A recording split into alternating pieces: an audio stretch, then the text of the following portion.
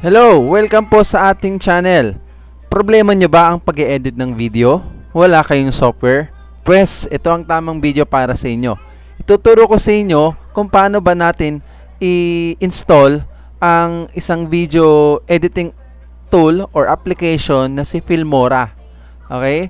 So, tara, samahan nyo ako.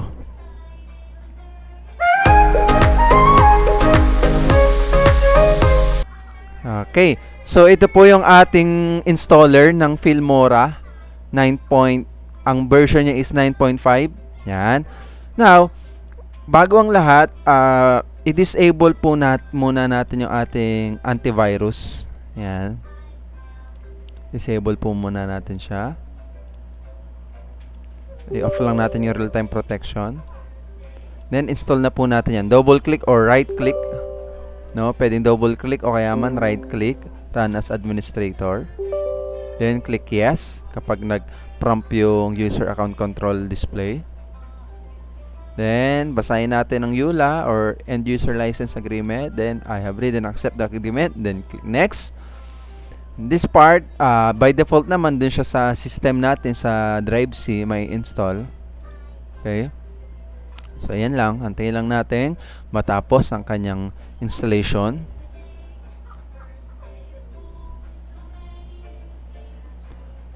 So, kung bakit mas pinili natin na gamitin Wondershare Filmora app. Mas handy po kasi siyang gamitin sa totoo lang. Napaka user-friendly ng ating software na ito. Okay.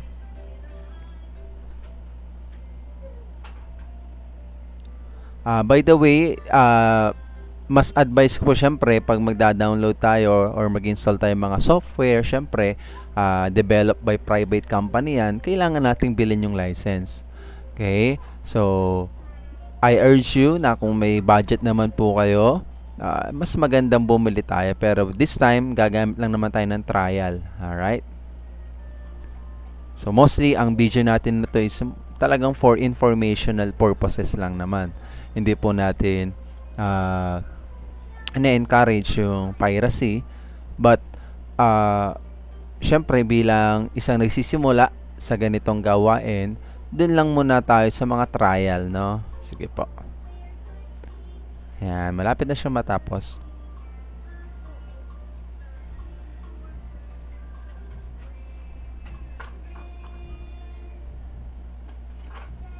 Alright.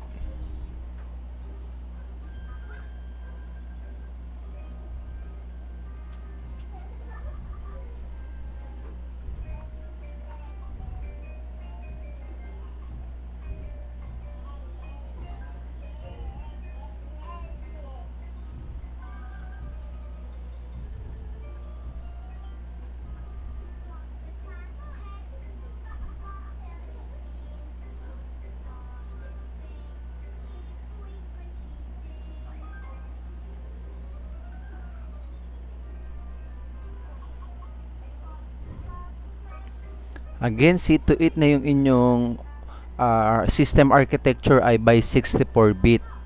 No, sa Windows operating system platform, meron po tayong two types ng architecture, merong 32-bit, 64-bit.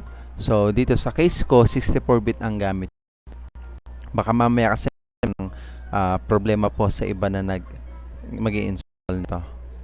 Yung link po ng software natin will be posted down at the description. Alright. So, pag nag-pop up to, nag-open ng web browser, pwede nyo naman i-close na lang po. Close nyo lang po. Balikan lang natin yung Filmora.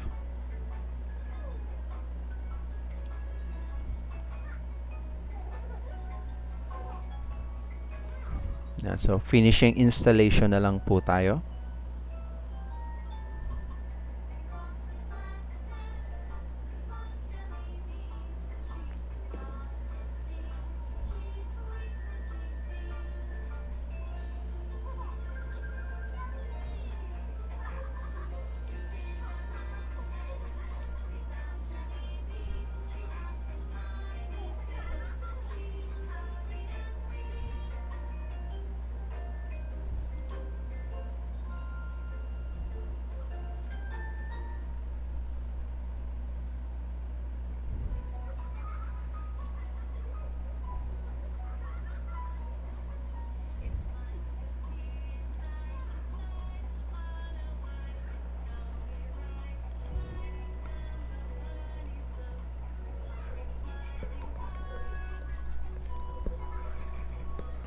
Ayan. So, pag lumabas ito, yung congratulations, you have installed Wondershare Filmora successfully. Yung join the user, uncheck lang po natin. And we can launch it. Ayan.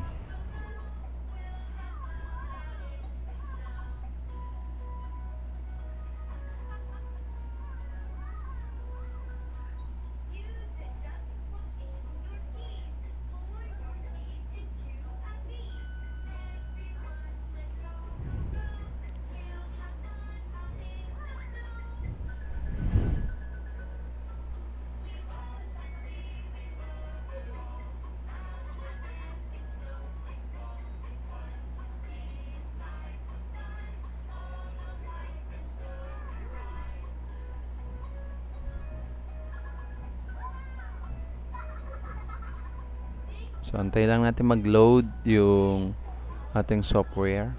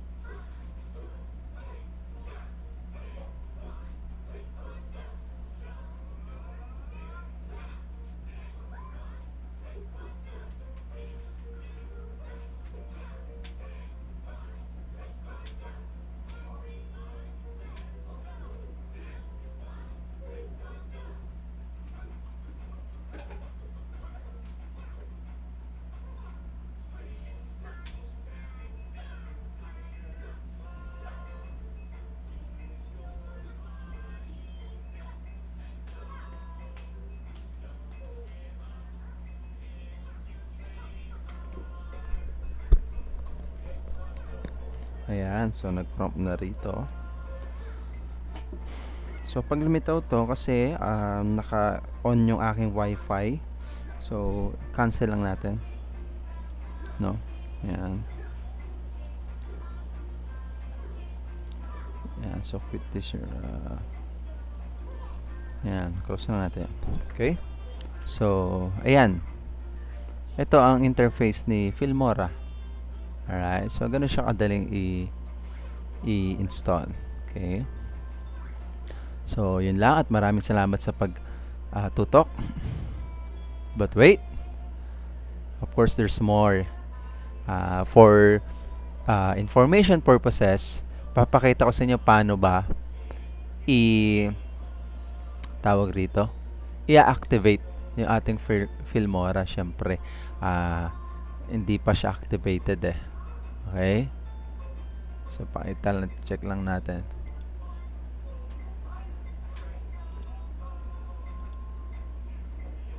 Nag-open siya na. So, activate natin siya. Activate natin yung Filmora na yan. So, close lang natin. And close lang din natin to. Yan.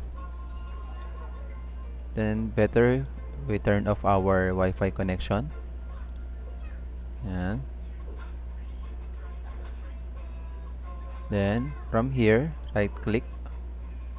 Extract here. Yan. Ito yung key natin. And what we're going to do, dito sa makis na to, so highlight natin lahat yan. Control C or ika-copy natin. Tapos pupuntahan natin yung path, installation path ng ating Filmora, which is nasa drive C. I think sa program files at the Wondershare. Then copy paste lang natin dyan. I-paste lang natin Control V as in victory. Pag nag-prompt yan, replace the file in destination lang tayo. Right, then close lang natin. And then open natin si Wondershare.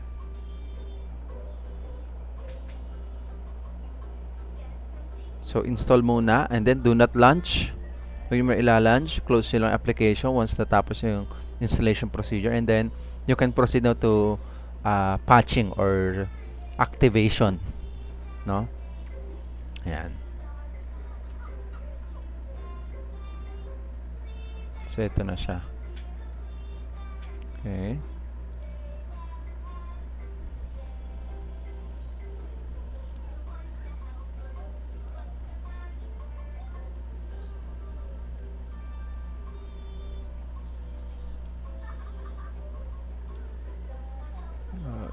Check natin.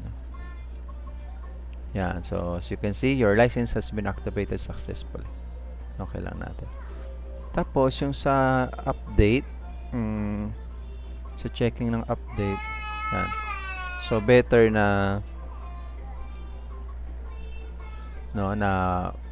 offline natin siya gamitin without internet connection. Alright? So, with that, maraming salamat po sa pagtutok sa ating channel. Please like, subscribe, and hit the notification button para sa mas marami pa nating video tutorials. Hanggang sa muli, ako po si Teacher A mula sa ITWorks Technology Solution Channel na nagsasabing, no knowledge is forbidden, only certain practices. Yan.